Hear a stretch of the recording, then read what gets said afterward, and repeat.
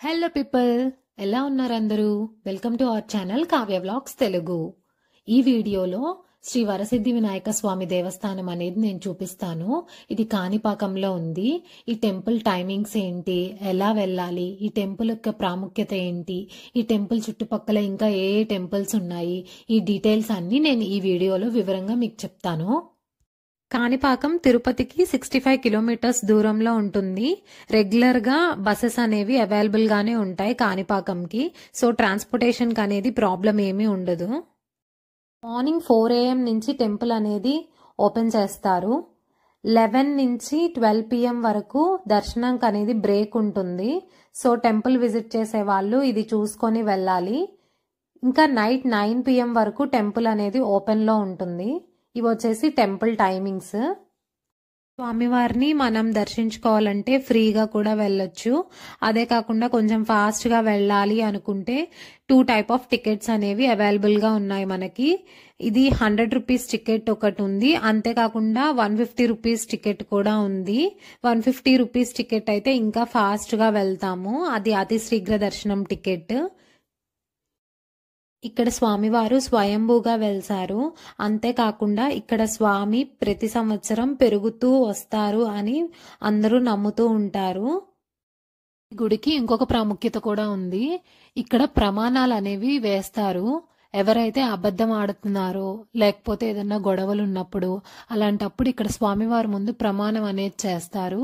ఈ ప్రమాణం చేసే వాళ్ళు రోజు సాయంకాలం పూట 4ంటికి టికెట్స్ అనేవి ఇక్కడ అమ్ముతారు. ఒక్కొక్క మనిషికి ఒక్కొక్క టికెట్టే ఇస్తారు. టికెట్ కాస్ట్ వచ్చేసి 516 రూపాయలు ఉంటుంది. ఈ టికెట్ అనేది కొనుక్కొని కోనేటిలో స్నానం చేసి తడి బట్టలతో స్వామివారి ఆలయంలోకి వెళ్తారు. అప్పుడు పూజారి మనతో ప్రమాణం అనేది చేపిస్తారు.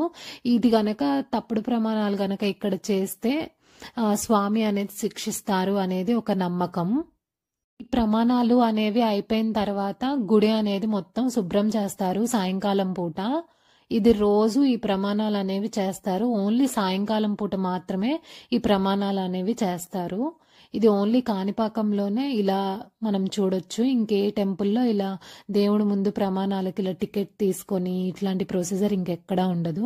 ఓన్లీ ఈ టెంపుల్లోనే ఉంటుంది. కాణిపాకం టెంపుల్ని రీసెంట్ గానే 10 crores పెట్టి డెవలప్ అనేది చేశారు. టెంపుల్ ప్రెమిసెస్ మొత్తం చాలా బాగా డెవలప్మెంట్ అనేది చేశారు. ఓన్లీ ఆ టెంపులే కాకుండా దీని చుట్టుపక్కల ఇంకా 2 temples ఉన్నాయి. అవి కూడా చాలా బాగున్నాయి. శ్రీ వరదరాజ స్వామి టెంపుల్, కుమారస్వామి టెంపుల్, ఆంజనేయ స్వామి టెంపుల్, ఇవన్నీ కాణిపాకం టెంపుల్ ప్రిమిసెస్ లోనే ఉంటాయి. ఇవి కూడా చాలా బాగుంటాయి. ఈ టెంపుల్స్ డెఫినెట్ గా విజిట్ చేయాలి.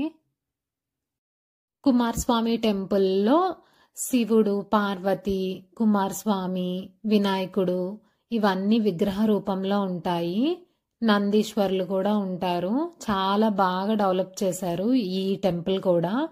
భక్తులు కూర్చోవడానికి వీలుగా ఇలా గార్డెన్ టైప్ లో ఉంటుంది. ఇంకా ప్రతిరోజు అన్నదానం అనేది జరుగుతూ ఉంటుంది. అన్నదానంకి ఎవరన్నా విరాళాలు ఇవ్వాలన్నా గానీ మనం ఇవ్వచ్చు. మనం ఈ రోజు ఇచ్చిన విరాళంతో రేపొద్దున అన్నదానం అనేది చేస్తారు. ఇక్కడ మనం ఉండడానికి అకామిడేషన్ ఫెసిలిటీస్ కూడా ఉన్నాయి. 1000 రూపీస్ నుంచి 300 రూపీస్, 100 రూపీస్ ఇలా డిఫరెంట్ టైప్ ఆఫ్ రూమ్స్ అనేవి మనకి అవైలబుల్ గానే ఉంటాయి. అన్ని దేవస్థానం వారే ప్రొవైడ్ చేస్తారు. శ్రీ వరదరాజ స్వామి టెంపుల్ కూడా వినాయక స్వామి టెంపుల్ కి ఎదురుగానే ఉంటుంది. ఇక్కడ మెయిన్ వచ్చేసి పెళ్లిళ్ళు, నిశ్చితార్థాలు ఇలాంటివి బాగా జరుపుతూ ఉంటున్నారు.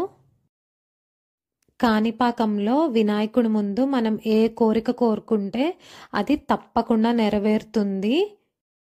అందుకే స్వామికి వరసిద్ధి వినాయక అని పేరు. మీరు కూడా తప్పకుండా ఈ టెంపుల్ని విజిట్ చేయండి. That's all for this video. Bye.